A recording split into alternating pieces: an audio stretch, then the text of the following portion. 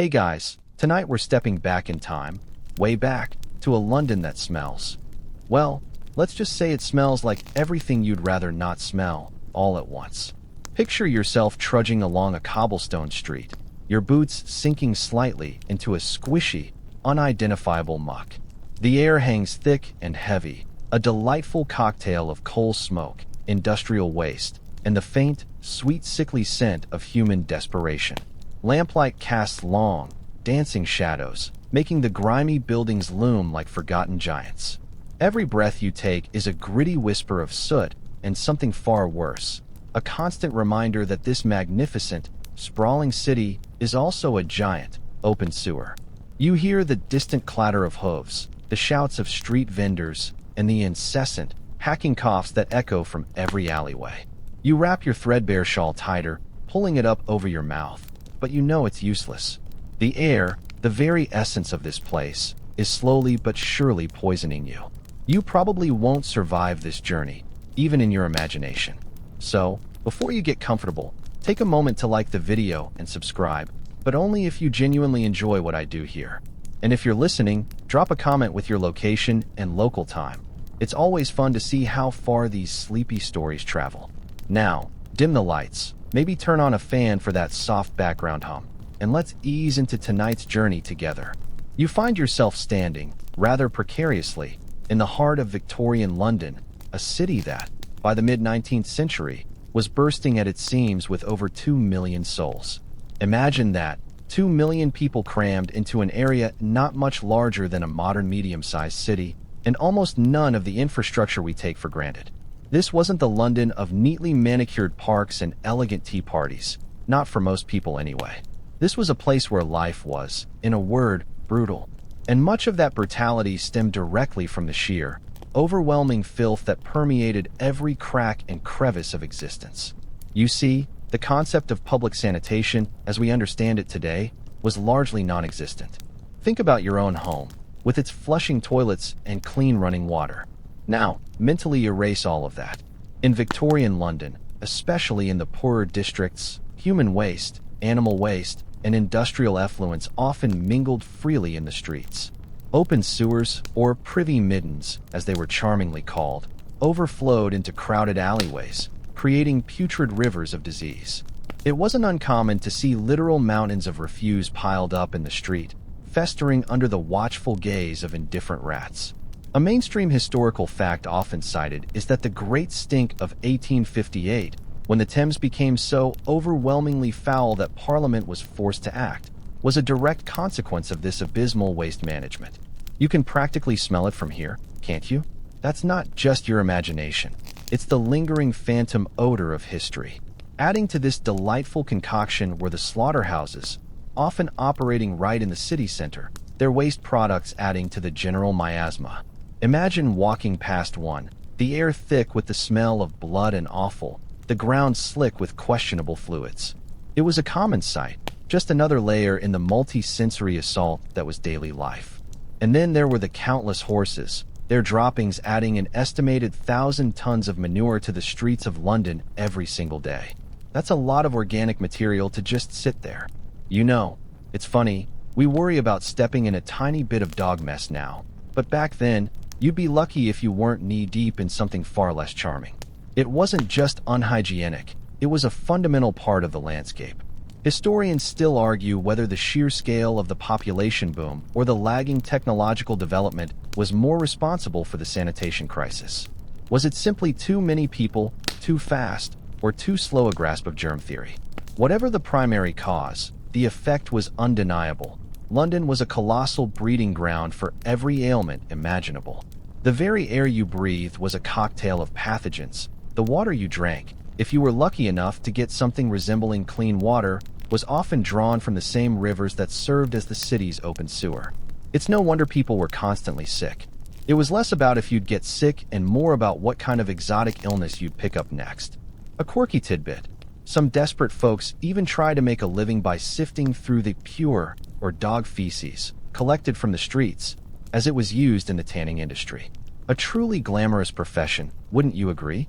It just goes to show you, when life gives you, well, when life gives you that, you find a way to make a shilling. So, you've survived the smell, but unfortunately, the air itself carried far more than just unpleasant odors. It was a conveyor belt for every pathogen known to humankind, making disease not just a possibility, but an almost guaranteed visitor in every household. Imagine the relief you feel when you finally manage to draw a breath that doesn't taste like ash and despair, only to realize that relief is fleeting. Because what the filth didn't get you with directly, the diseases it spawned certainly would. We're talking about a time when a simple cut could be a death sentence, and a common cold could quickly escalate into something far more sinister. The big one, the real star of the show when it came to Victorian suffering, was cholera. This wasn't some minor sniffle. Cholera was a terrifying, swift killer that would sweep through neighborhoods like an invisible reaper. You'd wake up feeling a bit queasy, then within hours you'd be experiencing severe vomiting and diarrhea, dehydrating so rapidly your skin would turn blue and sunken. It was a truly horrifying way to go, and it left families devastated. A mainstream historical fact is that there were several major cholera epidemics in London throughout the 19th century, with the most famous being the 1854 Broad Street outbreak, which Dr. John Snow famously traced back to a contaminated water pump. This was a groundbreaking moment, pushing forward the understanding that disease could be waterborne, though it took a while for that knowledge to fully sink in with the general public and, more importantly, with city planners. Then there was tuberculosis, or consumption as it was then known, a slow, insidious killer that wasted away its victims over months, even years. It was romanticized in art and literature, but in reality, it was a brutal, lingering death marked by chronic coughing, fever, and a gradual wasting away. You'd see its effects everywhere. People growing thin and pale, their coughs echoing in the cold, damp air. You probably know someone today who has had tuberculosis and recovered, thanks to modern medicine. But back then, it was almost universally fatal. Think about how many people you know who have a persistent cough right now. Imagine if every one of those coughs was a ticking time bomb. It gives you a new appreciation for a good antibiotic, doesn't it? And it wasn't just these headline-grabbing diseases. Typhus, smallpox, measles, scarlet fever, they were all rampant. Child mortality rates were shockingly high. It was a common, heartbreaking reality for families to lose multiple children before they reached adulthood. You'd probably attend more funerals than birthday parties in your lifetime. Life expectancy was incredibly low, particularly for the working classes. Historians still argue whether the high population density or the dire living conditions, like lack of proper ventilation and poor nutrition, contributed more to the rapid spread of these infectious diseases. It's a chicken or egg scenario of pure misery. A quirky tidbit that might make you squirm. Some doctors believe that diseases like cholera were caused by miasma, or bad air, rather than germs. So, they try to purify the air with strong-smelling substances, or even by burning rags soaked in tar. You can imagine how effective that was against a microscopic bacterium. It's like trying to put out a fire with a tea towel, well-intentioned, perhaps, but ultimately futile and probably just added to the general stench. It speaks to a time when understanding the enemy was half the battle, and they were still very much in the dark ages of germ theory. You were battling an invisible enemy, and your best weapon was often just a prayer. Every cough, every fever, every unexplained rash was a potential harbinger of doom. You lived with a constant low-level hum of anxiety about your health and the health of your loved ones. The sound of a passing funeral cart was as common as the sound of children playing, and often, those two sounds were tragically intertwined. It makes you realize how truly vulnerable people were, how fragile life was without the shield of modern medicine and sanitation. With disease lurking in every shadow and the air thick with contagion, imagine now the lives of the smallest inhabitants of this brutal city, the children. You might picture innocent faces, rosy cheeks, playing games in sun-dappled parks. Discard that image immediately. In Victorian London, childhood was often a fleeting luxury, if it existed at all. For countless young souls, life meant grueling, back-breaking labor from an age when modern children are just learning to read. You see them everywhere, small figures swallowed by oversized tasks, their faces smudged with grime, eyes wide with a weariness that belies their tender years. Child labor wasn't an anomaly. It was the norm for working-class families. Why? Because every extra shilling, every penny, meant the difference between a meager meal and outright starvation for the entire household. So, you, as a Victorian child, might find yourself waking before dawn, shivering in the cold, already dreading the long day ahead. A mainstream historical fact is that children as young as 4 or 5 were employed in factories, mines, and as domestic servants, often working 12 to 16 hours a day, 6 days a week. Forget your school bell. Your alarm was the relentless demands of your employer or the rumbling of your own empty stomach. Consider the chimney sweeps, perhaps one of the most iconic and heartbreaking examples. Small, nimble boys, often orphans or sold by desperate parents, were forced up narrow, suffocating flues, scraping away soot with brushes. The job was incredibly dangerous, leading to deformities, burns, and a horrifyingly high incidence of chimney sweeps cancer later in life from the constant exposure to carcinogens. You'd hear their plaintive cries of "sweep, sweep," echoing in the chilly morning air, a sound that carried the weight of their miserable existence. It was a terrifying reality, literally crawling into darkness for a few pence. Or perhaps you'd be a factory worker, your small hands perfect for reaching into the intricate machinery of textile mills. Imagine the deafening roar of the looms, the air thick with cotton dust, the constant threat of losing a finger, a limb, or even your life if your attention wavered for a second. Safety regulations were virtually non-existent. You might be tasked with crawling under machinery to retrieve fallen bobbins while the machines were still running. It's the kind of scenario that would give modern health and safety inspectors a full-blown panic attack. Historians still argue whether the Industrial Revolution's demand for cheap labor or the existing poverty structure was the primary driver for such widespread child exploitation. It's a complex web of economic desperation, isn't it? A quirky tidbit. Some children were employed as scavengers in textile mills, literally picking up scraps of cotton from the floor underneath moving machinery. Can you imagine the sheer terror, the constant near misses? It's enough to make you hug your pillow just a little tighter. And then there were the minders in coal mines, children as young as 5 who sat alone in the dark for hours, opening and closing ventilation doors as coal carts passed. Alone, in the dark, underground. It sounds like something out of a horror movie, but it was just a Tuesday for these kids. Even if you avoided the worst industrial perils, you might be a crossing sweeper, clearing paths for wealthier pedestrians, or a match seller, peddling flimsy boxes of matches in the biting wind. Your days were long, your earnings meager, and your future bleak. There was no time for play, no energy for learning, and very little hope for escaping the cycle of poverty. You were a miniature adult, carrying burdens far too heavy for your small shoulders, your childhood stolen before it ever truly began. The innocence often associated with childhood was a luxury available only to the very rich. For the rest, it was a brutal apprenticeship in survival.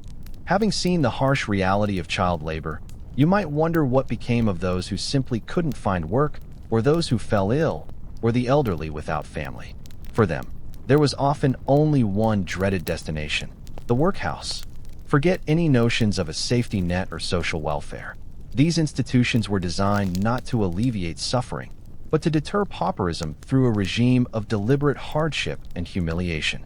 You can almost feel the chill creeping into your bones just thinking about it, a chill that had nothing to do with the weather and everything to do with despair.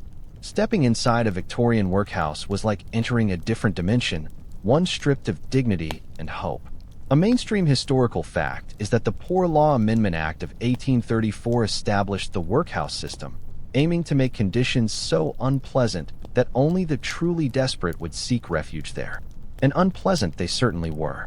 You would be immediately separated from your family upon entry, husband from wife, parents from children, a brutal severing of the most basic human bonds, ostensibly to prevent immorality and to break down traditional family dependency.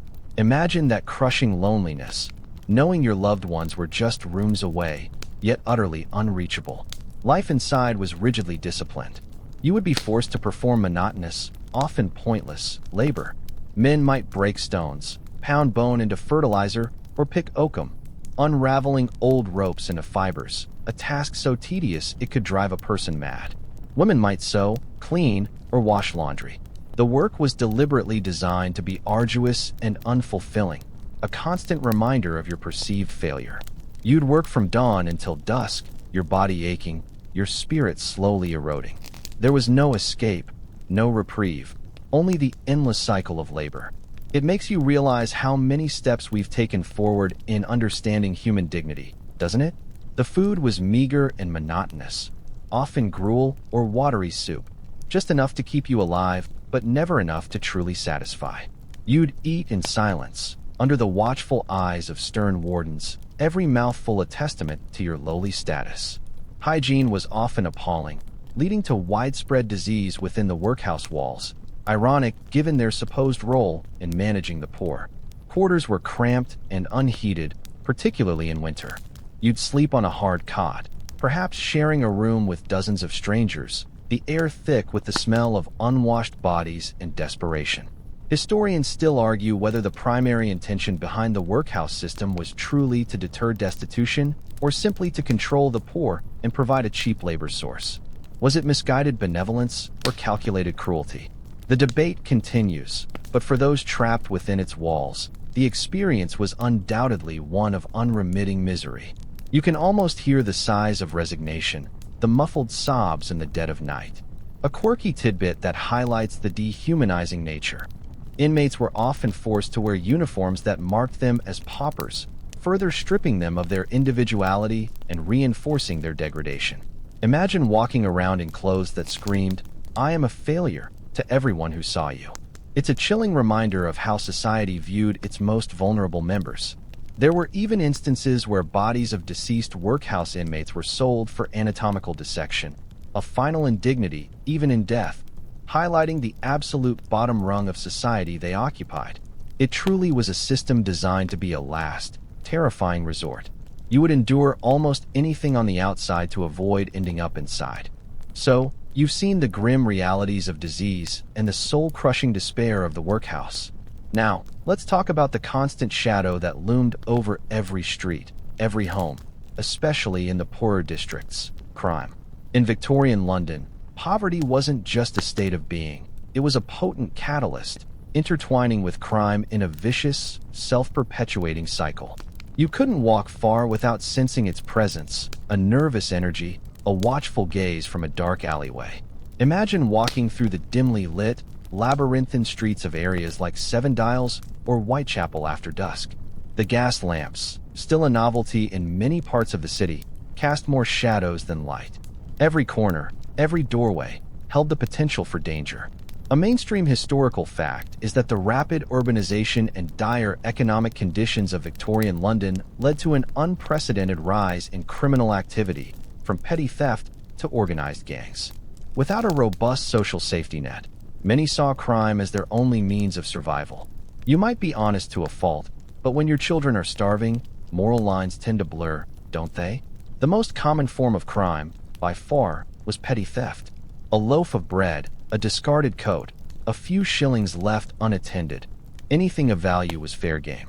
Pickpockets, known as fogle hunters, were incredibly skilled, operating in crowded markets and bustling thoroughfares.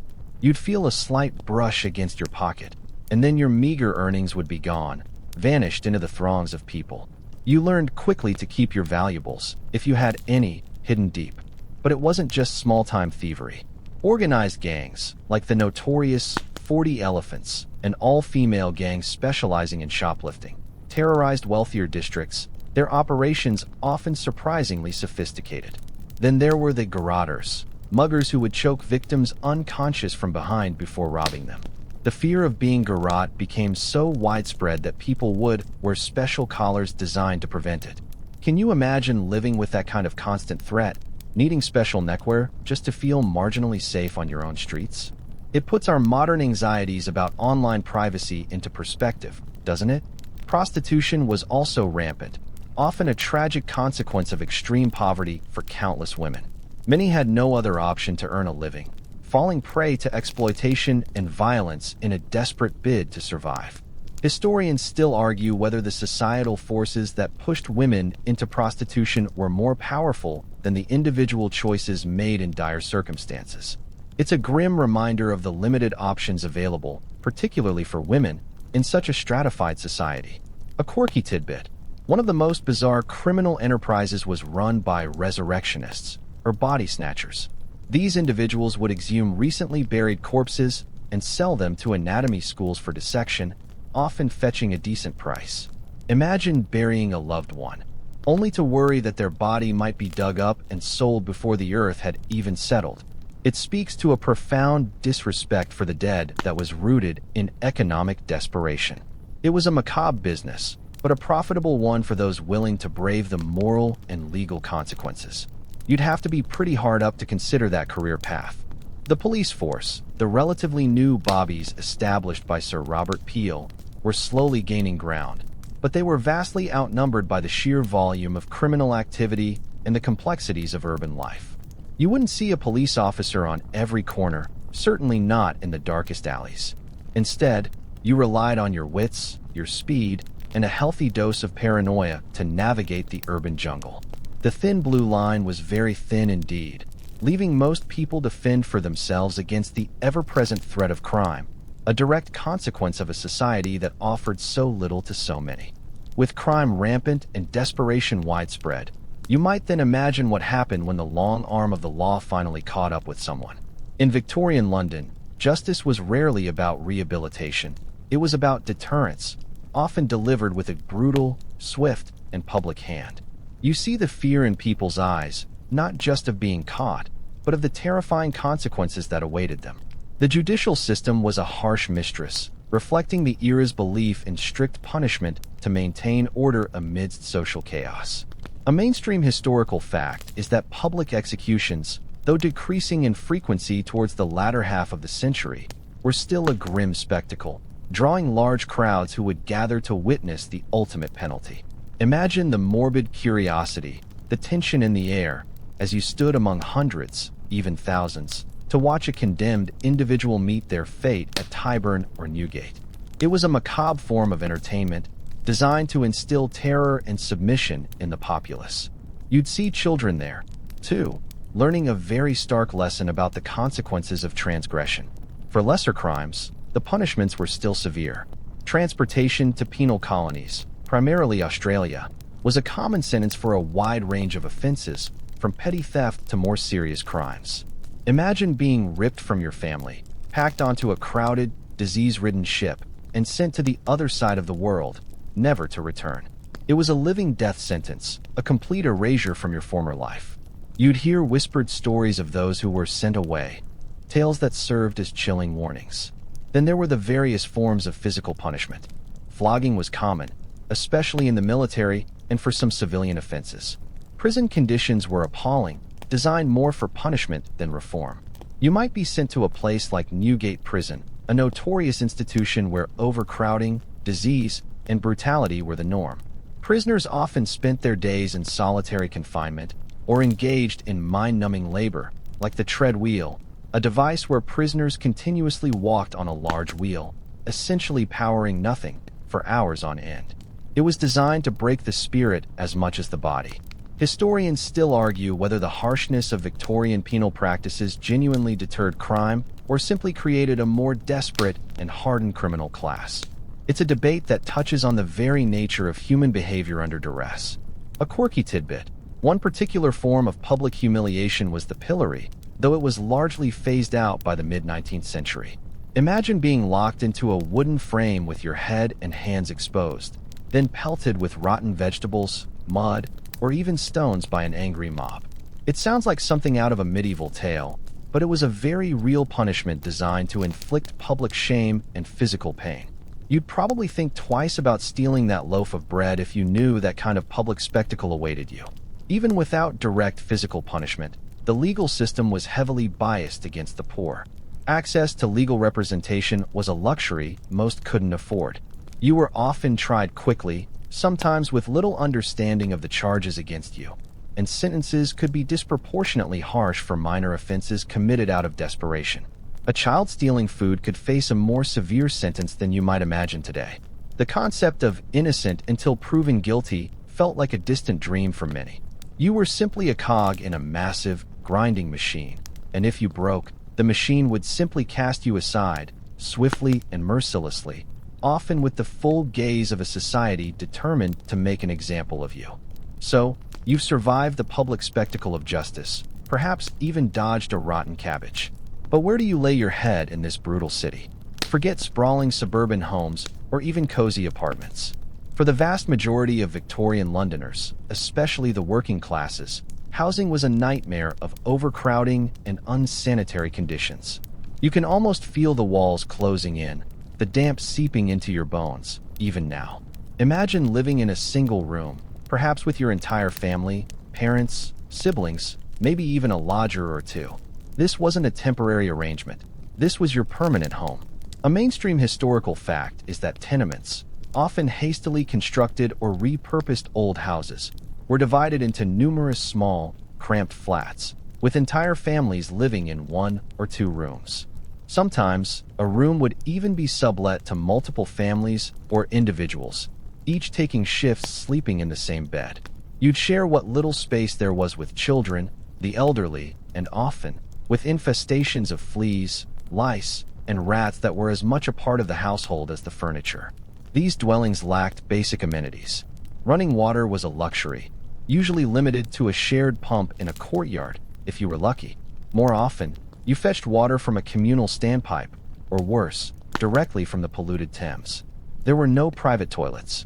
Instead, entire buildings, sometimes even entire streets, shared a single outdoor privy, often overflowing and rarely cleaned. You can just imagine the smell, especially on a hot summer day. It made the air inside your home not much better than the streets outside, despite your best efforts to keep clean. It really makes you appreciate your own indoor plumbing, doesn't it? The structural integrity of these buildings was often questionable. Built quickly and cheaply, or just left to decay, they were damp, poorly ventilated, and prone to collapse.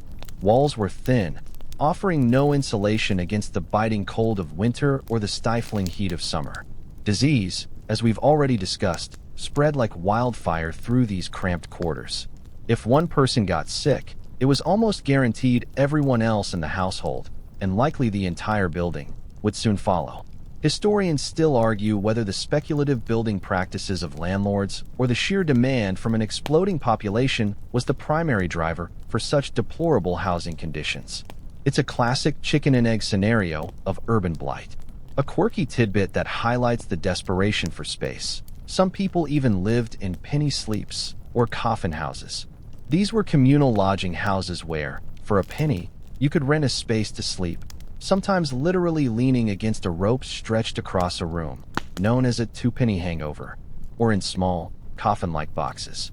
Imagine trying to get a restful night's sleep in a room packed with dozens of strangers, all coughing, snoring, and perhaps fearing the rats scurrying under their makeshift beds. It truly puts the term sleeping rough into a whole new, terrifying context. The sheer lack of privacy was another brutal aspect. Every sound, every argument, every illness, every intimate moment was shared. There was no personal space, no quiet corner for reflection or escape. Your life was an open book, not just to your family, but to your neighbors, who were often literally inches away through thin walls. This constant proximity, while sometimes fostering community, also amplified the stresses and tensions of everyday life. You lived on top of each other, struggling for air, for light, for a moment of peace, in dwellings that were less homes and more vertical slums.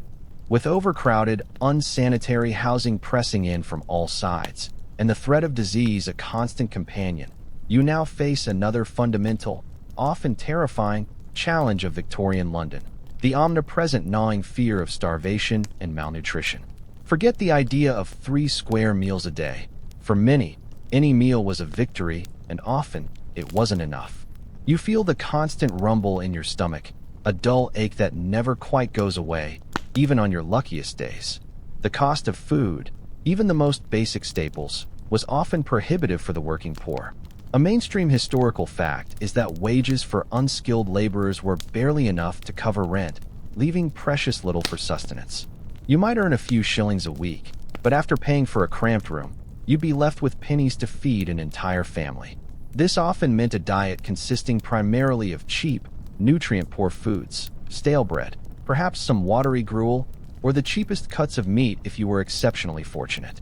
Imagine trying to sustain yourself and your family on that, day in and day out. It makes our modern grocery bills feel like a luxury spa treatment, doesn't it? The result was widespread malnutrition. Children, in particular, suffered from rickets, a bone-deforming disease caused by vitamin D deficiency, and other growth-stunting conditions. You'd see people with gaunt faces, sunken eyes, and bodies weakened by chronic hunger.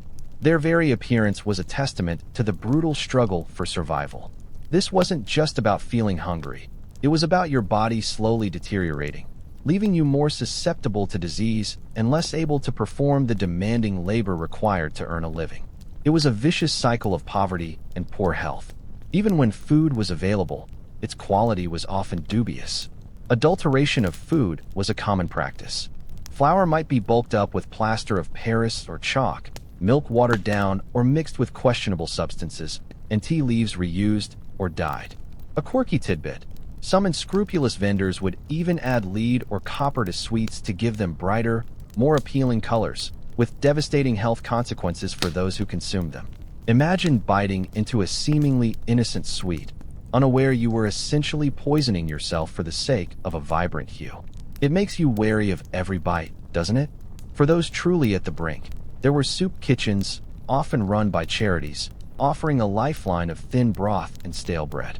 But these were temporary solutions, often accompanied by long queues and the indignity of public charity. You'd stand for hours in the cold, your stomach rumbling, just for a bowl of watery sustenance. For many, pride was a luxury they couldn't afford when hunger gnawed. Historians still argue whether the Malthusian theory, that population growth would outstrip food supply, was truly the underlying cause of widespread hunger, or if it was more a failure of distribution and economic inequality within a burgeoning capitalist system. Was there enough food, just not enough money to buy it, or simply too many mouths to feed? Whatever the academic debate, the reality on the streets was undeniable, a pervasive, grinding hunger that weakened the very fabric of society.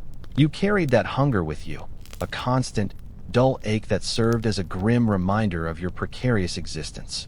So, you're hungry, your home is a cramped, damp box, and disease is a constant threat.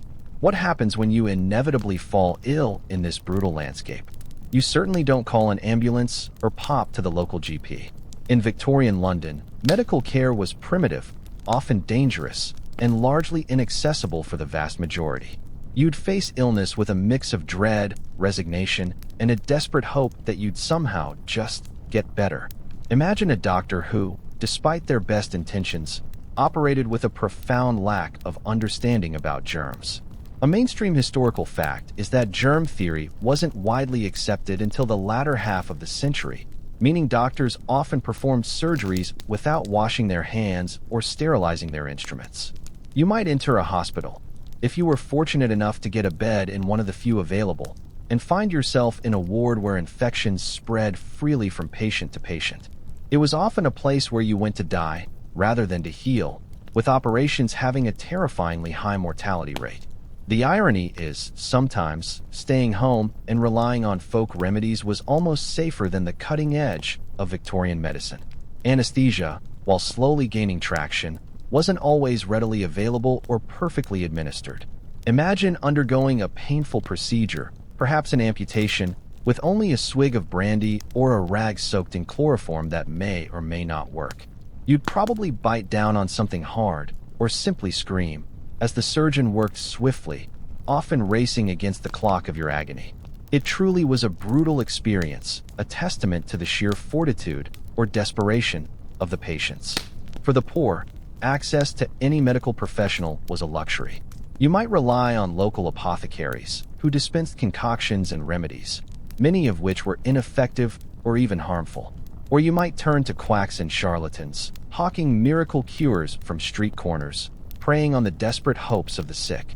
These patent medicines often contained dangerous substances like opium, cocaine, or even mercury, offering temporary relief at the cost of long-term damage. A quirky tidbit: one popular cure-all, Dr. Collis Brown's chlorodyne, contained potent doses of opium and chloroform. Imagine giving that to a child with a cough. It's a wonder anyone survived their childhood, let alone their medical treatment. Hospitals, run largely by charities, were few and far between and often specialized in specific ailments, or were seen as places for the poor to die away from their families. Nurses, before the reforms brought about by Florence Nightingale, were often untrained and of low social standing. Their care more focused on basic needs than medical expertise. You wouldn't find the clean, sterile environment we associate with hospitals today. Instead, you'd encounter overcrowded wards, questionable hygiene, and the pervasive smell of sickness. Historians still argue whether the lack of scientific understanding or the inherent class inequalities of Victorian society contributed more to the dire state of public health and medical care. Was it a problem of knowledge or a problem of access? Either way, you were largely on your own when illness struck. You'd cross your fingers, perhaps drink some questionable tonic, and pray to whatever deity you believed in that this wasn't the illness that finally took you. The odds, sadly, were rarely in your favor.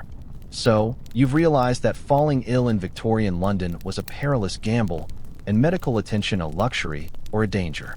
Now, let's turn to another vital aspect of life that largely dictated your future and, for many, was just as inaccessible: education. Forget the idea of universal schooling. In this era, learning was a privilege, leaving the vast majority of children illiterate and ill-equipped for anything beyond manual labor. You feel the weight of missed opportunities. The door to a better life often slammed shut before you even knew it existed. Imagine a world where your daily lessons weren't in reading or arithmetic, but in survival. A mainstream historical fact is that while some philanthropic efforts and Sunday schools existed, compulsory education for all children wasn't fully established until later in the Victorian era, specifically with the Education Act of 1870. Before that, attending school was a choice, often one that poor families simply couldn't afford, as it meant sacrificing a child's potential earnings. You weren't learning your ABCs. You were learning how to sell matches, pick rags, or work in a factory. For those who did attend school, the experience could be stark. Classrooms were often overcrowded, discipline was harsh, corporal punishment was common, and resources were scarce. Teachers, themselves often poorly paid and trained, struggled to maintain order among dozens of restless, often hungry, children. You might be taught rote memorization, chanting facts in unison, with little emphasis on critical thinking or creativity. The goal was often to produce obedient factory workers or domestic servants, not independent thinkers. It wasn't exactly a Montessori classroom, was it? The curriculum, for those lucky enough to receive it, was basic: reading, writing, and arithmetic. Girls might also learn domestic skills like sewing, while boys might be taught trades. But beyond the very basics, further education was entirely out of reach for the working classes. The idea of attending university was an absurd fantasy, reserved exclusively for the wealthy elite. You were born into your station, and without education, it was incredibly difficult to climb out of it. This lack of opportunity created a self-perpetuating cycle of poverty and ignorance. A quirky tidbit: during the early part of the era, ragged schools emerged, offering free basic education to the poorest children, often literally gathering them off the streets. These schools were founded by philanthropists driven by compassion, but they operated on shoestring budgets in often dilapidated buildings. Imagine trying to learn in a cold, noisy room with bare floors and perhaps one shared textbook for 20 children. It was a valiant effort, but a drop in the ocean compared to the overwhelming need. You can almost smell the damp chalk dust and desperation. Historians still argue whether the lack of widespread education was primarily due to a societal belief that the poor didn't need formal schooling, or if it was simply an economic impossibility given the demands of child labor and family survival. Was it ideological or pragmatic? Whatever the reason, the outcome was clear. A vast segment of the population remained illiterate, limiting their prospects and reinforcing the rigid social structures of the time. You understood, implicitly, that without the ability to read or write, your world would remain small, hard, and unforgiving, confined to the brutal realities of manual labor and constant struggle. So, you've realized that education was a distant dream for most, locking them into a predetermined fate.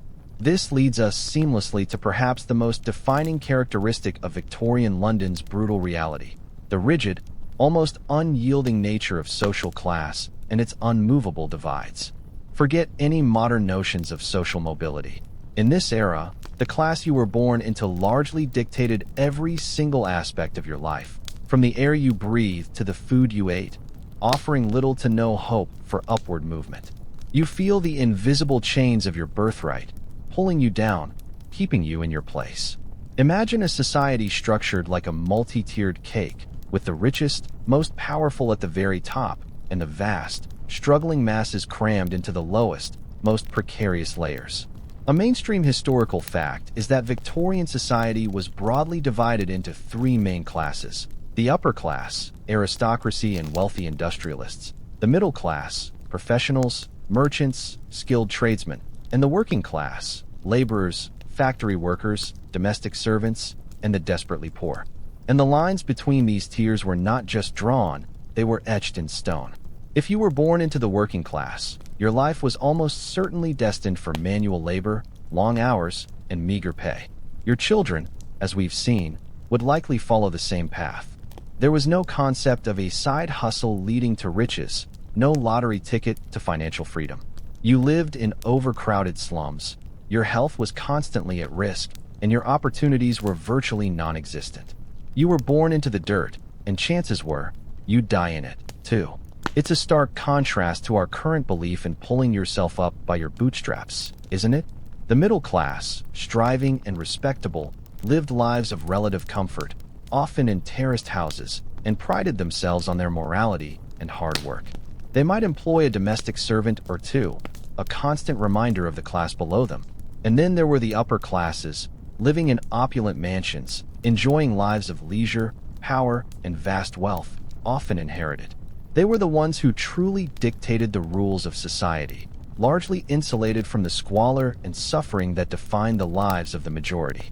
The visual cues of class were everywhere: your clothing, your accent, your diet, even your posture. Everything screamed your social standing.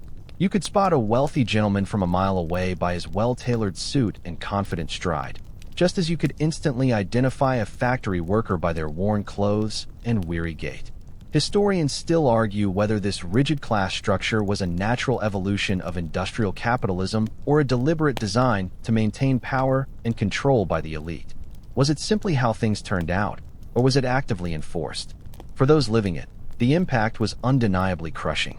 A quirky tidbit that illustrates this divide: the different entrances for masters and servants in grand houses, or the specific sections of public parks or even railway carriages that were designated for different classes. You literally couldn't sit next to someone of a lower class in certain settings. Imagine being told you couldn't enter a specific part of a public space just because of your job or your family name. It's a peculiar kind of snobbery that feels utterly alien to us now, but it was just another accepted part of life. You knew your place, and you stayed in it, because stepping out of line was often met with ridicule or, worse, destitution. This unyielding social stratification meant that empathy often struggled to cross class lines. The rich often viewed the poor with a mixture of pity and contempt, attributing their poverty to moral failings rather than systemic issues. It was an us versus them mentality, deeply ingrained and incredibly difficult to challenge, leaving millions trapped in a brutal cycle with seemingly no way out. You felt the crushing weight of social class, a barrier far more formidable than any physical wall. And speaking of physical barriers, or rather, watery ones, let's turn our attention to the very lifeblood of London, the River Thames. But in Victorian times, this majestic river was transformed into something utterly grotesque: London's open sewer. You can almost gag at the thought of it, a putrid, brownish-green artery flowing through the heart of the city, carrying disease and death with every sluggish current. Imagine, for a moment, that the river you drink from, bathe in, and travel upon is also the repository for all of a massive city's waste. A mainstream historical fact is that before the construction of Bazalgette's elaborate sewer system in the latter half of the century, virtually all of London's human waste, industrial effluents, and animal refuse flowed directly into the Thames. This wasn't just a little bit of pollution. It was millions of gallons of raw sewage every single day, turning the river into a literal cesspool. You'd see these solids floating by, a grim testament to the city's hygiene, or lack thereof. The smell. Oh, the smell. We touched on the great stink earlier, but that was just the peak of a constant, pervasive stench that emanated from the Thames, especially during warmer months. It was so overwhelming that members of Parliament, whose very building overlooked the river, would hang sheets soaked in disinfectant over their windows to try and mitigate the aroma. Imagine working in an environment where the smell was so bad it literally made people sick, sometimes leading to the closure of public buildings. It really puts your morning commute into perspective, doesn't it? For the working poor who lived along the riverbanks, this putrid waterway was often their only source of water for drinking, cooking, and washing. You'd see people drawing buckets from the same river that carried away their neighbors' waste, a horrifying cycle of contamination. It's no wonder cholera outbreaks were so severe. The water supply was fundamentally poisoned. Historians still argue whether the government's inertia in addressing the Thames's pollution was due to a lack of understanding of germ theory, or simply the immense financial and logistical challenges of building a city-wide sewer system. Was it ignorance or insurmountable difficulty? Either way, the populace suffered immensely. A quirky tidbit that brings the grim reality home. Mudlarks were poverty-stricken individuals, often children, who would scavenge along the exposed riverbanks at low tide, searching for anything of value: coal, old nails, scrap metal, or even discarded coins that had been washed ashore. Imagine wading through that putrid, disease-ridden sludge, hoping to find something worth a few pennies, risking illness with every step. It's a testament to the desperate lengths people would go to simply survive, turning the river's filth into a source of last resort. You can almost feel the slimy mud squishing between your toes.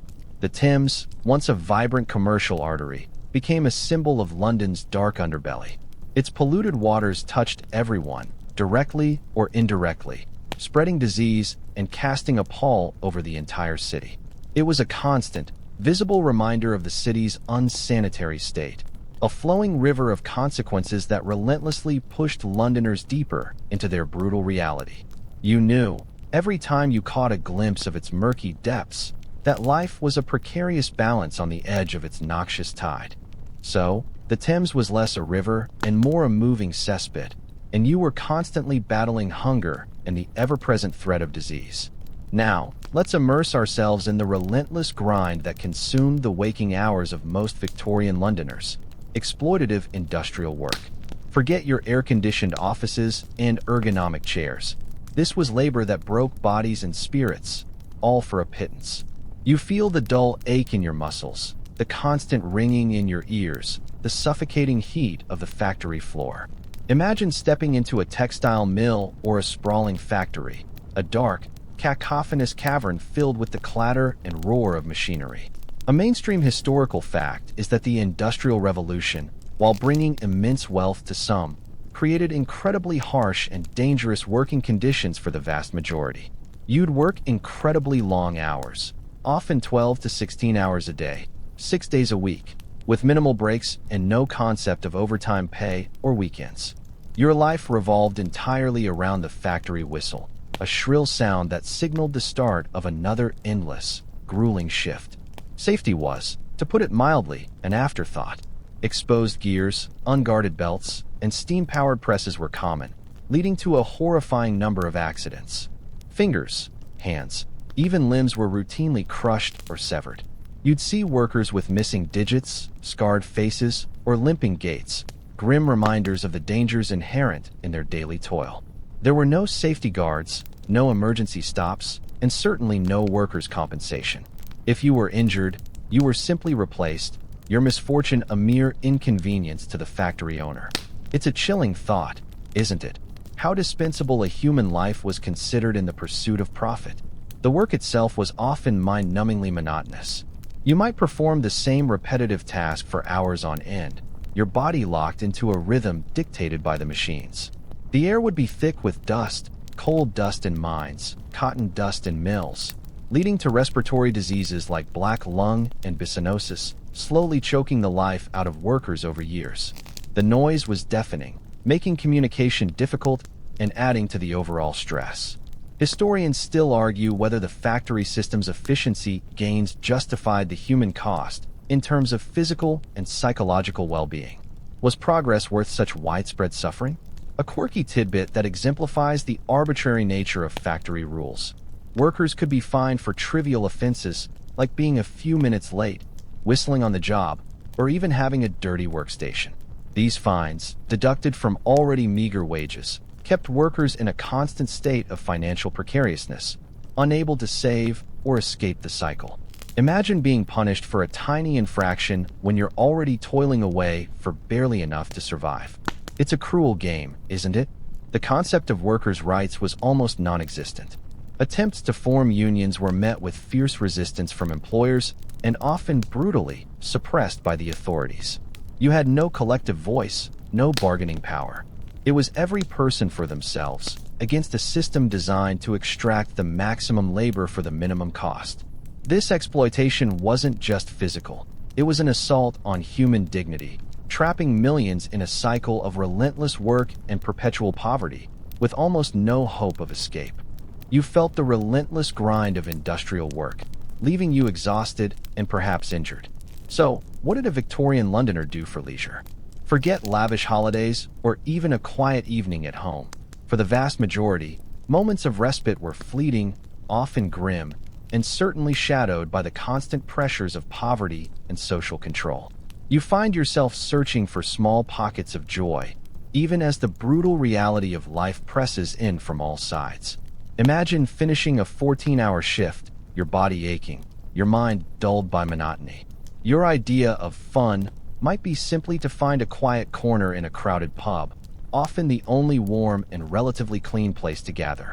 A mainstream historical fact is that public houses, or pubs, served as crucial social hubs for the working class, offering cheap beer, often watered down or adulterated, echoing our earlier food discussion, and a place to escape the grim realities of home. You'd share stories, lament your fate, and perhaps even sing a song or two, finding camaraderie in shared misery. It's not exactly a Netflix binge, is it? But it was a vital release valve. But even these moments of solace came with their own perils. Drunkenness was rampant, leading to domestic violence, street brawls, and further entanglement with the unforgiving legal system. Gin palaces, with their brightly lit facades, offered a seductive, yet ultimately destructive, escape for many. You'd see the glazed eyes of those who had succumbed to their allure, a stark reminder of another way to lose what little you had. Other forms of entertainment were equally simple and often brutal. Attending bare-knuckle boxing matches or dogfights offered a thrilling, if violent, diversion. You'd stand shoulder to shoulder with a raucous crowd, cheering on the spectacle, a momentary release from the daily grind. For a small fee, you might visit a music hall where bawdy songs and comedic acts offered a brief respite. These were often rowdy affairs, a far cry from the refined opera houses patronized by the upper classes. Historians still argue whether the popularity of such brutal forms of entertainment reflected a callousness ingrained by hardship or simply a desperate need for catharsis in a difficult life. Were they truly enjoying the cruelty or just escaping their own? A quirky tidbit that demonstrates the era's fascination with the unusual. Penny gaffs were makeshift theaters offering cheap, sensationalist entertainment, often featuring grotesque exhibits or lurid plays. Imagine paying a penny to see a mermaid, likely a stitched-together fish and monkey, or a reenactment of a recent murder.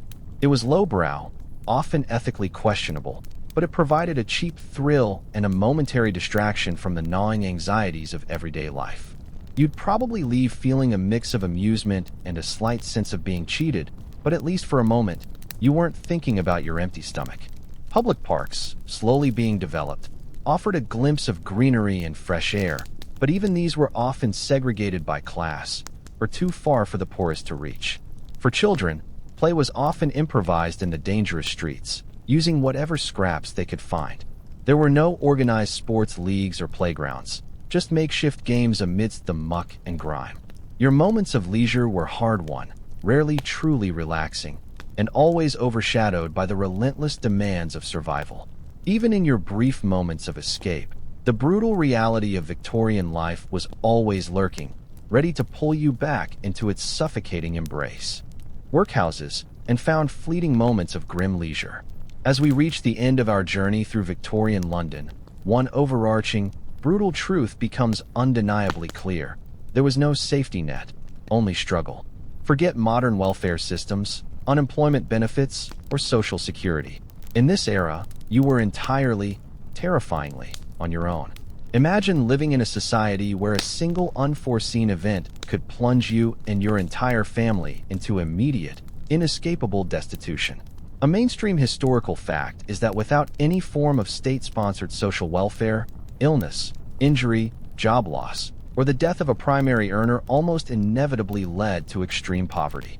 You had no savings to fall back on, no insurance, no government program designed to cushion your fall. One wrong step, one stroke of bad luck, and you were spiraling downwards with nothing to catch you. It's a chilling thought, isn't it, to be so utterly exposed to the whims of fate and fortune?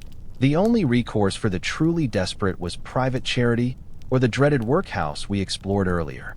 But charity was inconsistent, often judgmental, and rarely sufficient to lift people out of their plight. And the workhouse, as you now know, was a place of last resort, a living nightmare designed to deter rather than genuinely assist. You would cling to whatever job you had, no matter how dangerous or poorly paid, because the alternative was simply unthinkable. This absence of a safety net meant that every family member, from the youngest child to the oldest grandparent, was often pressed into contributing to the household income, or they became a terrifying burden. We saw the result in child labor, did we not?